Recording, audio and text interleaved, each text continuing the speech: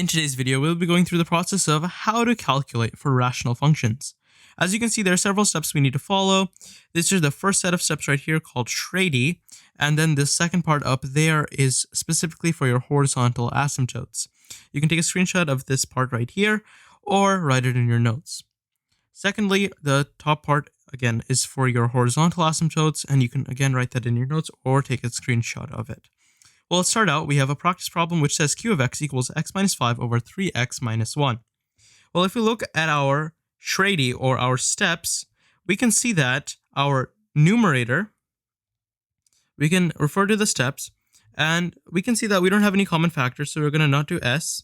If we don't have any common factors, we can't do h. Next, we have roots, which are our x-intercepts, and it says x-intercept, to find them, you set your numerator equal to 0. So let's go ahead and do that. So we'll set our numerator equal to 0. We know x equals 5 now, don't we? So that is one of our x-intercepts. So this means, and it says that write your answer as point number, comma, 0. So we know our x-intercept, let's write it right here. X-intercept is 5, comma, 0. Now let's go ahead and see what other steps we need to do. Well, the second step after roots are for vertical asymptotes. So we set the denominator equal to 0 and write it as x equals number. So if we set our denominator equal to 0, we have 3x equals 1. Divide both sides by 3. We have x equals 1 over 3. Our vertical asymptote is going to be x equals 1 over 3. Next, we need to find our y-intercept. We're going to disregard the tangent part as well as the horizontal asymptotes right now. We're going to go ahead and find our y-intercept. Well, for our y-intercept, it says to substitute, ignore the plug, substitute 0 for x. So we have 0 minus 5 over 0 minus 1, because 3 times 0 is 0. So we have negative 5 over negative 1, and we get 5 as our y-intercept. So that's going to be written as y-intercept equals 0, comma 5. Finally, let's go ahead and find our horizontal asymptote. Well, for a horizontal asymptote, we're going to refer to the rules right here. It says when the degree of p of x is less than q of x, the line is y equals 0. It also says that when p of x equals, it also says that when the degree of p of x equals the degree of q of x, that line is p over q, p being the coefficient of the equation q, and q being the coefficient of equation q. So we also have an oblique asymptote, which is when the degree of p of x is greater than q of x, and then you do long division.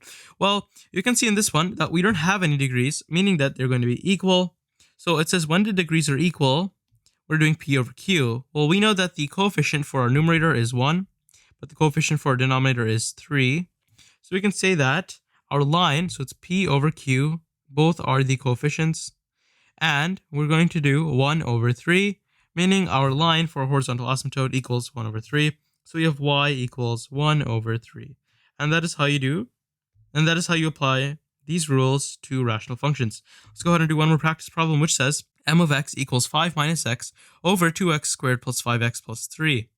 Well, now to start off, let's go ahead and look at our steps. So our first step says simplify the equation, factor the numerator and denominator if possible. Eliminate factors that occur in both the numerator and the denominator. So let's go ahead and factor our denominator. So we're going to do just simple factoring. And after factoring, we should be able to get x plus 1 and 2x plus 3. So let's go ahead and rewrite our equation. So our equation now says 5 minus x over 2x plus 3 times x plus 1. Now that we have simplified it, we have no factors that occur in both our numerator and denominator. So we can just skip over s. We can skip over h because we don't have any holes, since no factors were eliminated. Now we need to set our root. Now we need to find our x-intercepts, also known as our root, and we do this by setting our numerator equal to 0. If we set our numerator equal to 0, we get x equals 5. So we have our x-intercept, so we have 0, comma, so we have 5, comma 0 as our x-intercept. Next, we have to do our vertical asymptote, and our vertical asymptote set denominator equal to 0. So let's go ahead and do that. So we have 2x plus 3 equals 0, as well as x plus 1 equals 0. And they both equal 0. We can go ahead and do simple algebra. So we have 2x equals negative 3, x equals negative 3 over 2. So that's one of our vertical asymptotes. And for this one, we have x equals negative 1. Pretty simple. So our vertical asymptotes are x equals negative 3 over 2, as well as x equals negative 1. Now we need to find we're going to skip over our tangent and our end behavior. We're going to go straight to our y-intercept. Our y-intercept says substitute 0 for x. Let's go ahead and do that. So we have 5 minus 0 over 0 plus 3 times 0 plus 1.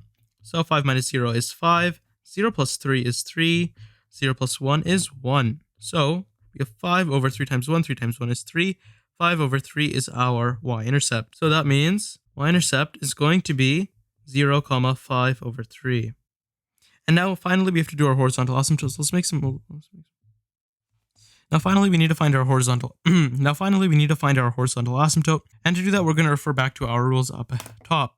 And we've already been to our rules. Well, in this scenario, our numerator has a less degree or a lower degree than our denominator, because we can see that in our denominator we have a exponent of 2 right here.